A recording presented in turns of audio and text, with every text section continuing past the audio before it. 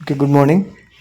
ನಾವು ಇವತ್ತು K V S ಮತ್ತು ಎನ್ ವಿ ಎಸ್ನಲ್ಲಿ ಕಾಲ್ ಆಗಿರೋ ಪೋಸ್ಟ್ಗಳಿಗೆ ಎಜುಕೇಷ್ನಲ್ ಕ್ವಾಲಿಫಿಕೇಷನ್ ನೋಡ್ಕೊತ ಹೋಗೋಣ. ಏನೇನು ಕ್ವಾಲಿಫಿಕೇಷನ್ ಇರಬೇಕು ಅಂತ. ಫಸ್ಟ್ ನಾವು ನೋಡೋಣ post graduate teachers, P G ಟಿಸ್ ಅಂತೀವಲ್ಲ ಅವ್ರನ್ನ. ಇವ್ರದ್ದು ಲೆವೆಲ್ 8ನಲ್ಲಿ ಬರುತ್ತೆ. ಇವ್ರದ್ದು ಬೇಸಿಕ್ ಪೇ ಏನಿರುತ್ತೆ, ಪೇ ಮ್ಯಾಟ್ರಿಕ್ಸ್ ಏನಿರುತ್ತೆ ಅಂದರೆ 47,600 ಹಿಡಿದು 1,51,100ವರೆಗೂ ಇರುತ್ತೆ. ಇವ್ರದ್ದು minimum age limit, maximum age limit ಏನಿರುತ್ತೆ ಅಂದರೆ 40 ವರ್ಷ ಕ್ರಾಸ್ ಆಗಿರಬಾರ್ದು. ಎಜುಕೇಷ್ನಲ್ ಕ್ವಾಲಿಫಿಕೇಷನ್ ಮೇನ್ಲಿ ಏನಾಗಿರ್ಬೇಕಪ್ಪ ಅಂದರೆ ಇವ್ರದ್ದು ಪೋಸ್ಟ್ ಗ್ರ್ಯಾಜುಯೇಟ್ ಆಗಿರಬೇಕು. ಪೋಸ್ಟ್ ಗ್ರ್ಯಾಜುಯೇಟ್ ಆಗಿರೋ ಜೊತೆಗೆ 50% ಅಗ್ರಿಗೇಟ್ನಲ್ಲಿ ಪಾಸ್ ಆಗಿರಬೇಕು. ಜೊತೆಗೆ ಬಿ ಎಡ್ ಆಗಿರಬೇಕು. ಬಿ ಎಡ್ನಲ್ಲಿ 50% ಮಾರ್ಕ್ಸಿಂದ ಸ್ಕೋರ್ ಆಗಿರಬೇಕು. ಅಥವಾ 3 years integrated B Ed with M Ed ಆಗಿರ್ಬೋದು, ಅಥವಾ 4 ಇಯರ್ಸ್ ಇಂಟಿಗ್ರೇಟೆಡ್ ವಿತ್ ಡಿಗ್ರಿ ಜೊತೆಗೆ ಬಿ ಎಡ್ ಮಾಡಿರ್ತಾರಲ್ಲ 4 ಇಯರ್ಸ್, ಅದನ್ನು ಆಗಿರ್ಬೋದು. ಆಮೇಲೆ ಇಂಗ್ಲೀಷ್ ಮತ್ತು ಹಿಂದಿಯಲ್ಲಿ ಮಾತಾಡೋದು, ಬರೆಯೋದು ತಿಳ್ಕೊಂಡಿರಬೇಕು. ವರ್ಕಿಂಗ್ ನಾಲೆಡ್ಜ್ ಇರಬೇಕು. ಈಗ ಒಂದೊಂದು ಸಬ್ಜೆಕ್ಟ್ ವೈಸ್ ನೋಡ್ಕೊತ ಹೋದರೆ English, Hindi, physics, chemistry, maths, economics, history, geography, commerce, biology, biotechnology ಇವೆಲ್ಲದರಲ್ಲೂ ತಮ್ಮ ಸಬ್ಜೆಕ್ಟ್ಸ್ನಲ್ಲಿ ಪರ್ಟಿಕ್ಯುಲರ್ಲಿ ಫಾರ್ ಎಕ್ಸಾಂಪಲ್ ಮ್ಯಾಥ್ಸ್ ಅಂದರೆ ಮ್ಯಾಥ್ಸ್ನಲ್ಲಿ MSc ಆಗಿರಬೇಕು. ಅದ್ರ ಜೊತೆಗೆ 50% ಸ್ಕೋರ್ ಆಗಿರಬೇಕು. ಬಿ ಎಡ್ನಲ್ಲಿ 50% ಸ್ಕೋರ್ ಆಗಿರಬೇಕು. ಅವರೆಲ್ಲರೂ ಎಲಿಜಿಬಲ್ ಆಗ್ತಾರೆ ಅಪ್ಲೈ ಮಾಡೋಕ್ಕೆ. ಇದೇ ಥರ ಎಲ್ಲ ಸಬ್ಜೆಕ್ಟ್ಸ್ನಲ್ಲೂ ತಮ್ಮ ಸಬ್ಜೆಕ್ಟ್ಸ್ನಲ್ಲಿ MSc ಆಗಿರಬೇಕು, MA ಆಗಿರಬೇಕು, ಮಾಸ್ಟರ್ಸ್ ಆಗಿರಬೇಕು 50% ವೇಟೇಜಿಂದ. ಓಕೆ, ನೆಕ್ಸ್ಟ್ ನೋಡ್ತೀವಿ ಕೆಲವೊಂದು ಸ್ಪೆಷಲ್ ಸಬ್ಜೆಕ್ಟ್ಸ್ ಇದ್ದಾವೆ. Computer science, physical education and modern Indian languages ಅಂತ. ಕಂಪ್ಯೂಟರ್ ಸೈನ್ಸ್ನಲ್ಲಿ ಈ ವರ್ಷ ಏನು ಚೇಂಜ್ ಆಗಿದೆ ಅಂದರೆ MSc ಅಥವಾ MCA ಆಗಿರಬೇಕು 50% ಮಾರ್ಕ್ಸಿಂದ.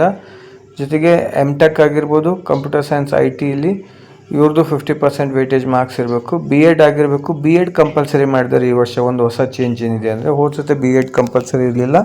ಈ ವರ್ಷದಿಂದ ಕಂಪ್ಯೂಟರ್ ಸೈನ್ಸ್ PGT ಕಂಪ್ಯೂಟರ್ ಸೈನ್ಸ್ಗೆ ಬಿ ಎಡ್ ಕಂಪಲ್ಸರಿ ಮಾಡಿದ್ದಾರೆ. ಅದು 50% ವೇಟೇಜಿಂದ ಕ್ಲಿಯರ್ ಆಗಿರಬೇಕು. Next 3 years B Ed MEd integrated B Ed MEd ಇದೆಯಲ್ಲ, ಅದು ಆಗಿದ್ದರೂ ನಡೆಯುತ್ತೆ. 4 ಇಯರ್ಸಿಂದು ಡಿಗ್ರಿ ಅಂದರೆ BSc ವಿತ್ ಬಿ ಎಡ್ ಏನಿರುತ್ತಲ್ಲ ಅದು ಆಗಿದ್ದರೂ ನಡೆಯುತ್ತೆ. ನೆಕ್ಸ್ಟ್ ಏನಪ್ಪ ಅಂದರೆ PGT physical education teacher, sports teacher ಅಂತೀವಲ್ಲ ಅವ್ರದ್ದು. ಇವ್ರದಿಗೆ ಏನೇನು ಎಜುಕೇಷನ್ ಕ್ವಾಲಿಫಿಕೇಷನ್ ಆಗಿರ್ಬೇಕಂದ್ರೆ MPed ಆಗಿರಬೇಕು. MPed ಜೊತೆಗೆ degree qualifying with 50% of weightage ಇರಬೇಕು. 50% ಅಗ್ರಿಗೇಟಿಂದ ಪಾಸ್ ಆಗಿರಬೇಕು. ಆಮೇಲೆ ಇವರು ಯಾವುದಾದ್ರೂ ಒಂದು ಸ್ಪೋರ್ಟ್ಸ್ನಲ್ಲಿ ಅಟ್ಲೀಸ್ಟ್ ಸ್ಟೇಟ್ ಅಥವಾ ನ್ಯಾಷನಲ್ ಲೆವೆಲ್ನಲ್ಲಿ ಪಾರ್ಟಿಸಿಪೇಟ್ ಮಾಡಿರಬೇಕು, ಯಾವುದಾದ್ರೂ ಒಂದು ಈವೆಂಟ್ನಲ್ಲಿ. ಅದ್ರ ಜೊತೆಗೆ experience in recognised institute as a physical education teacher ಆಗಿರಬೇಕು. ಆಮೇಲೆ experience as a working in residential school. Navodaya Vidyalaya ಸಮಿತಿಗಾಗಿ ಇದು ಹೇಳ್ತಿರೋದು. ನವೋದಯ ವಿದ್ಯಾಲಯ ಸಮಿತಿಯಲ್ಲಿ ಇವರು ರೆಸಿಡೆನ್ಷಿಯಲ್ ಸ್ಕೂಲ್ನಲ್ಲಿ ವರ್ಕಿಂಗ್ ಇರೋ ಎಕ್ಸ್ಪೀರಿಯನ್ಸ್ನ ಕೇಳ್ತಾರೆ. ಅದ್ರ ಜೊತೆಗೆ ಬೇರೆ PET ಆಗಿ ವರ್ಕ್ ಮಾಡಿರಬೇಕು.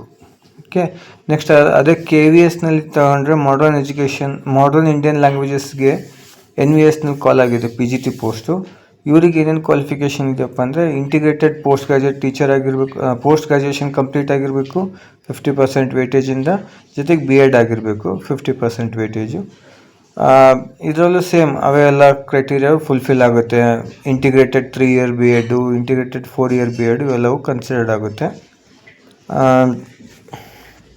ನೆಕ್ಸ್ಟ್ ನೋಡೋಣ TGTಯಲ್ಲಿ ಟ್ರೈನ್ಡ್ ಗ್ರ್ಯಾಜುಯೇಟ್ ಟೀಚರ್. ಇವರು 6th ಇಂದ 10th ತನಕ ಹುಡುಗರಿಗೆ ಹೇಳ್ಕೊಡ್ತಾರೆ. ಇವ್ರದ್ದು ಬೇಸಿಕ್ ಪೇ ಬ್ಯಾಂಡ್ ಏನಿರುತ್ತೆ ಅಂದರೆ 44,900 ಇಂದ 1,42,400ವರೆಗೂ ಇರುತ್ತೆ. ಇವ್ರು ಲೆವೆಲ್ 7ನಲ್ಲಿ ಇರ್ತಾರೆ. ಇವ್ರದ್ದು ಎಜುಕೇಷನಲ್ ಕ್ವಾಲಿಫಿಕೇಷನ್ ನೋಡಬೇಕಂದ್ರೆ ಮೇನ್ಲಿ ಇದಕ್ಕೂ PGTಗೂ ಕಂಪೇರ್ ಮಾಡಿದರೆ ಅವ್ರು ಪೋಸ್ಟ್ ಗ್ರ್ಯಾಜುಯೇಷನ್ ಟೀಚರ್ಸ್ ಅಲ್ಲ, ಪೋಸ್ಟ್ ಗ್ರ್ಯಾಜುಯೇಷನ್ ಆಗಿರಬೇಕು ಅವ್ರದ್ದು. ಇವ್ರದ್ದು ಡಿಗ್ರಿ ಆಗಿರಬೇಕು. ಮೇನ್ ಅಂದರೆ ಮಾಸ್ಟರ್ಸ್ ಏನು ಕಂಪಲ್ಸರಿ ಇರಲ್ಲ, ಡಿಗ್ರಿ ಆಗಿರಬೇಕು ತಮ್ಮ ಸಬ್ಜೆಕ್ಟ್ಸ್ನಲ್ಲಿ. ಫಾರ್ ಎಕ್ಸಾಂಪಲ್ ಈಗ ಯಾವುದೋ ಒಂದು ಇಂಗ್ಲೀಷ್ ಅಂದರೆ ಅವ್ರದ್ದು BA ಇಂಗ್ಲೀಷ್ನಲ್ಲಿ ಆಗಿರಬೇಕು, ಇಂಗ್ಲೀಷ್ ಮೇಜರ್ ಸಬ್ಜೆಕ್ಟ್ ಆಗಿರಬೇಕು. ಅದರಲ್ಲಿ 50% ವೇಟೇಜು ಮತ್ತು ಬಿ ಎಡ್ ಆಗಿರಬೇಕು. ಇಲ್ಲಿ ಇನ್ನೊಂದು ಕ್ರೈಟೀರಿಯಾ ಏನು ಬರುತ್ತೆ ಅಂದರೆ TET ಕ್ಲಿಯರ್ ಆಗಿರಬೇಕು, CTET ಕ್ಲಿಯರ್ ಆಗಿರಬೇಕು. CTET ಕ್ಲಿಯರ್ ಆಗಿದ್ದರೆ ಮಾತ್ರ ಇವರು TGTಗೆ ಅಪ್ಲೈ ಮಾಡೋಕ್ಕಾಗುತ್ತೆ. ಇದೇ ಥರ ಸೇಮ್ ನವೋದಯದಲ್ಲೂ ಕಾಲ್ ಆಗಿದೆ. ನವೋದಯದ್ದು ಇರೋದು ಆಲ್ಮೋಸ್ಟ್ ರೂಲ್ಸ್ ಎಲ್ಲ ಸೇಮೇ ಇದ್ದಾವೆ, ಇದರಲ್ಲಿ ಏನು ಚೇಂಜಸ್ ಇಲ್ಲ. ಎಲ್ಲ ಸಬ್ಜೆಕ್ಟ್ನಲ್ಲೂ ಅದೇ ಥರ ತಮ್ಮ ಸಬ್ಜೆಕ್ಟ್ನಲ್ಲಿ ತಾವು ಬ್ಯಾಚುಲರ್ಸ್ ಕಂಪ್ಲೀಟ್ ಮಾಡಿರಬೇಕು 50% ವೇಟೇಜಿಂದ. ಅದ್ರ ಜೊತೆಗೆ BEd ಆಗಿರಬೇಕು 50% ವೇಟೇಜ್, ಮತ್ತು CTET ಕ್ಲಿಯರ್ ಮಾಡಿರಬೇಕು. ನೆಕ್ಸ್ಟ್ ಈಗ ಮ್ಯಾಥ್ಸು, ಸೈನ್ಸು, ಸೋಷಿಯಲ್ ಇವ್ರದ್ದೆಲ್ಲರೂ ನೋಡಿದ್ರೆ ಇದ್ರದ್ದು ಏಜ್ ಲಿಮಿಟ್ ಒಂದು ನೋಡಿದ್ರೆ ದೆ ಮಸ್ಟ್ ನಾಟ್ ಎಕ್ಸಿಡ್ 35 ಇಯರ್ಸ್. 35 ವರ್ಷ ದಾಟಿರಬಾರ್ದು, 35 ವರ್ಷದ ಒಳಗಡೆನೇ ಇರಬೇಕು. ಆಮೇಲೆ ಕಾಂಬಿನೇಷನ್ಸ್ ಕೆಲವೊಂದರಲ್ಲಿ ಇಲ್ಲಿ ಕಾಂಪ್ಲಿಕೇಶನ್ಸ್ ಇದ್ದಾವೆ. ಯಾವ ಥರ ಅಂದರೆ ಇಲ್ಲಿ ನೋಡ್ಬೋದು ನೀವು. TGT ಸೈನ್ಸ್ ಪೋಸ್ಟಿಗೆ ಅವ್ರು ಏನಾದರೂ ಸಬ್ಜೆಕ್ಟ್ ಕಾಂಬಿನೇಷನ್ಸ್ ಹೆಂಗಿರ್ಬೇಕಂದ್ರೆ ಮೇನ್ ಸಬ್ಜೆಕ್ಟ್ ಬಯಾಲಜಿ ತಗೊಂಡಿದ್ದು ಅಥವಾ ಲೈಫ್ ಸೈನ್ಸ್ ತಗೊಂಡಿದ್ರೆ ಸಬಾರ್ಡಿನೇಟ್ ಸಬ್ಜೆಕ್ಟ್ಸ್ ಏನಿರ್ತವೆ ಅಂದರೆ ಕೆಮಿಸ್ಟ್ರಿ, ಬಾಟ್ನಿ ಅಥವಾ ಜಿಯೋಲಜಿ ಆಗಿರ್ಬೋದು. ಮೇನ್ ಸಬ್ಜೆಕ್ಟ್ ಬಾಟ್ನಿ ಆಗಿದ್ದರೆ ಸಬ್ಜೆಕ್ಟ್ಸ್ ಕೆಮಿಸ್ಟ್ರಿ, ಜಿಯೋಲಜಿ ಆಗಿರುತ್ತೆ. ಮೇನ್ ಸಬ್ಜೆಕ್ಟ್ ಜಿಯೋಲಜಿ ಆಗಿದ್ದರೆ ಸಬ್ಜೆಕ್ಟ್ಸು ಕೆಮಿಸ್ಟ್ರಿ ಮತ್ತು ಬಾಟ್ನಿ ಆಗಿರುತ್ತೆ. ಇದೇ ಕಾಂಬಿನೇಷನ್ಸ್ ವ್ಯಾಲಿಡ್ ಇರುತ್ತೆ. ಇದರೊಳಗೆ ಏನಾದರೂ ಬೇರೆ ಕಾಂಬಿನೇಷನ್ಸ್ ಇದ್ದರೆ ಅದು ವ್ಯಾಲಿಡಿಟಿಗೆ ತಗೊಳಲ್ಲ. ಮ್ಯಾಥ್ಸ್ನಲ್ಲೂ ಸಹಿತ ಏನೇನು ಕಾಂಬಿನೇಷನ್ಸ್ ಇರ್ತವೆ ಅಂದರೆ ಮ್ಯಾಥ್ಸ್ ಎಲೆಕ್ಟಿವ್ ಆಗಿ ತಗೊಂಡಿರಬೇಕು. Main subject in at least 3 years ಮ್ಯಾಥ್ಸ್ನ ಮೇನ್ ಸಬ್ಜೆಕ್ಟಾಗಿ ಎಲೆಕ್ಟಿವ್ ಅಥವಾ ಮೇನ್ ಸಬ್ಜೆಕ್ಟಾಗಿ 3 ವರ್ಷನೂ ಓದಿರಬೇಕು ಅದನ್ನ, ಅಥವಾ 6 ಸೆಮಿಸ್ಟರ್ಸ್ ಓದಿರಬೇಕು. Physics at least 1 year or 2 semester. Chemistry, electronic, computer science, statistics ಇವಿಷ್ಟರಲ್ಲಿ ಯಾವುದಾದ್ರೂ ಒಂದು ಸಬ್ಜೆಕ್ಟ್ನ ಅಟ್ಲೀಸ್ಟ್ 1 ವರ್ಷ ಅಥವಾ 2 ಸೆಮಿಸ್ಟರ್ ಓದಿರಬೇಕು.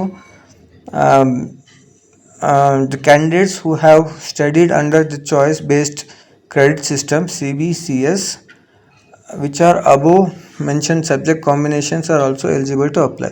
CBCSನಲ್ಲಿ ಯಾರ್ಯಾರು ಇದನ್ನು ಮಾಡಿರ್ತಾರಲ್ಲ, ಚಾಯ್ಸ್ ಬೇಸ್ಡ್ ಕ್ರೆಡಿಟ್ ಸಿಸ್ಟಮ್ನಲ್ಲಿ ತಮ್ಮ ಬೇಕಾಗಿರೋ ಸಬ್ಜೆಕ್ಟ್ಸ್ನ ತಗೊಂಡು ಚಾಯ್ಸ್ ಮಾಡಿ ಓದಿರೋರು ಅವರು ಇದಕ್ಕೆ ಎಲಿಜಿಬಲ್ ಬರ್ತಾರೆ, ಅವರು ಅಪ್ಲೈ ಮಾಡ್ಬೋದು.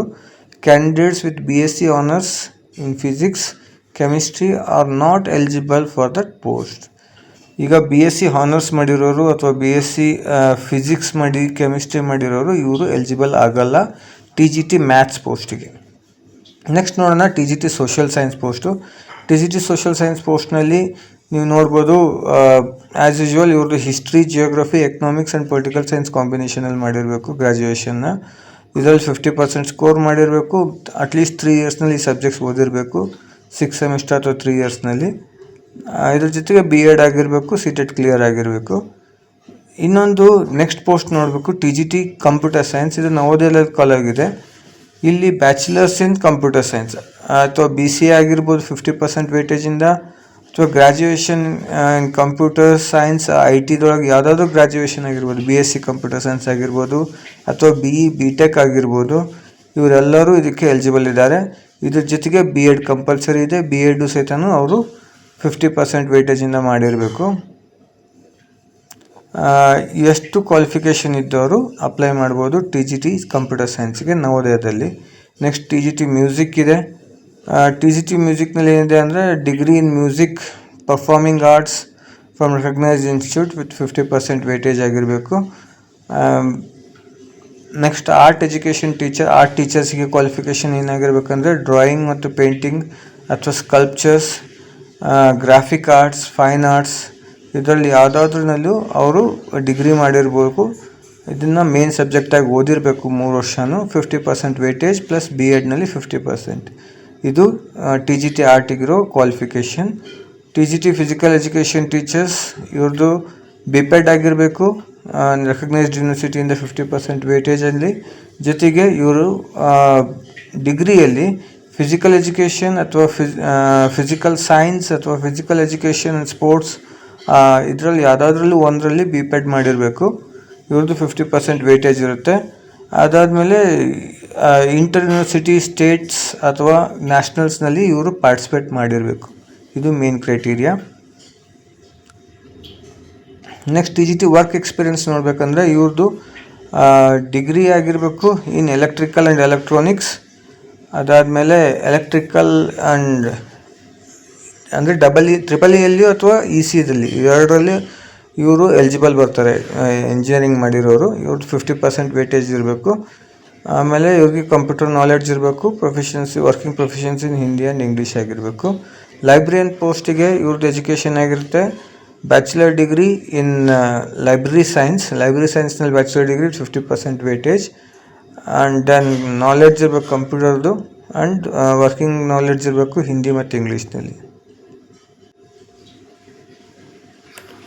ಓಕೆ, ಇನ್ನೊಂದು ಇಂಪಾರ್ಟೆಂಟ್ ಪೋಸ್ಟ್ ಕಾಲ್ ಆಗಿದೆ. ಇದೇನಪ್ಪ ಅಂದರೆ special educator post, TGT special educator ಅಂತ. ಈ ಸ್ಪೆಷಲ್ ಎಜುಕೇಟರ್ ಅಪ್ಲೈ ಮಾಡೋಕ್ಕೆ ಏನೇನು ಕ್ವಾಲಿಫಿಕೇಷನ್ ಆಗಿರಬೇಕಂದ್ರೆ ಸ್ಪೆಷಲ್ BEd ಆಗಿರಬೇಕು. ಸ್ಪೆಷಲ್ BEd ಅಂದರೆ ಫಿಸಿಕಲಿ ಡಿಸೇಬಲ್ಡ್ ಸ್ಟೂಡೆಂಟ್ಸ್ ಏನಿರ್ತಾರಲ್ಲ ಅವರಿಗಾಗಿ ಅಂತ ಒಂದು BEd ಬರುತ್ತೆ, ಅಂದರೆ ಅವ್ರಿಗೆ ಹೇಳ್ಕೊಡೋದು ಹೇಗೆ ಅಂತ. ಆ BEd ಆಗಿರಬೇಕು. ಅಥವಾ ಜನರಲ್ BEd ಆಗಿ 50% ವೇಟೇಜ್ ಇಟ್ಕೊಂಡು, ಅಥವಾ ಡಿಪ್ಲೊಮಾ ಇನ್ ಸ್ಪೆಷಲ್ ಎಜುಕೇಷನ್ ಆಗಿರ್ಬೋದು, 1 year ಕೋರ್ಸ್ ಇರುತ್ತೆ, ಅಥವಾ 2 year diploma course in special education with general BEd. General BEd ಜೊತೆಗೆ post graduation professional diploma in special education ಇದು ಆಗಿರ್ಬೋದು. BEd ಸ್ಪೆಷಲ್ ಎಜುಕೇಷನ್ ಜೊತೆಗೆ ಯಾವುದಾದ್ರೂ PGPCನೂ ಆಗಿರ್ಬೋದು, professional certification in special education, PG diploma in special education, mentally retarded, PG diploma in special education, multiple disabilities, PG diploma in special education, locomotory impairment, ಅದಾದಮೇಲೆ secondary level teacher training course in visual implantment, senior diploma in teaching the deaf, BEd ಆಗಿ at least 50% weightage in visually impairment, any other equivalent approved from RCI. ಇದಿಷ್ಟರಲ್ಲಿ ಯಾವುದಾದ್ರೂ ಒಂದು fulfil ಆದ್ರೂ ಸಹಿತ ಅವರು special educator ಪೋಸ್ಟಿಗೆ apply ಮಾಡ್ಬೋದು. CTET ಕ್ಲಿಯರ್ ಆಗಿರಬೇಕು, ಅದ್ರ ಜೊತೆಗೆ ಹಾಗಿದ್ರೆ ಮಾತ್ರ ಅವ್ರು ಅಪ್ಲೈ ಮಾಡ್ಬೋದು. ನೆಕ್ಸ್ಟು ಪ್ರೈಮರಿ ಟೀಚರ್ಸ್ ನೋಡಬೇಕಂದ್ರೆ, ಪ್ರೈಮರಿ ಟೀಚರ್ಸ್ ಏನೇನು ಎಜುಕೇಷನ್ ಕ್ವಾಲಿಫಿಕೇಷನ್ ಇದೆ ಅಂದರೆ, ಪ್ರೈಮರಿ ಟೀಚರ್ಸ್ಗೆ second year class 12th complete ಮಾಡಿರಬೇಕು with 50% of weightage, and 2 year diploma ಆಗಿರಬೇಕು ಇನ್ ಎಲಿಮೆಂಟ್ರಿ ಎಜುಕೇಷನ್.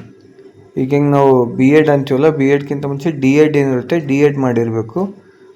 ಇದು ಮೇನ್ ಅವ್ರ ಕ್ವಾಲಿಫಿಕೇಷನ್ ಆಗಿರುತ್ತೆ. DEd ಕ್ವಾಲಿಫೈ ಆಗಿರಬೇಕು. ಅದ್ರ ಜೊತೆಗೆ CTET ಏನಿರುತ್ತಲ್ಲ, ಟೀಚರ್ ಎಲಿಜಿಬಿಲಿಟಿ ಟೆಸ್ಟ್, ಅದನ್ನು ಕ್ಲಿಯರ್ ಮಾಡಿರಬೇಕು.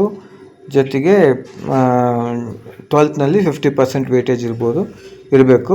ಇವರೆಲ್ಲರೂ ಪ್ರೈಮರಿ ಟೀಚರ್ ಪೋಸ್ಟಿಗೆ ಅಪ್ಲೈ ಮಾಡ್ಬೋದು. ಈ ವಿಡಿಯೋದಲ್ಲಿ ಇಷ್ಟು ಹೇಳ್ತೀನಿ, ಮುಂದಿನ ವಿಡಿಯೋದಲ್ಲಿ ಮತ್ತೆ ಕಂಟಿನ್ಯೂ ಮಾಡ್ತೀನಿ. Thank you.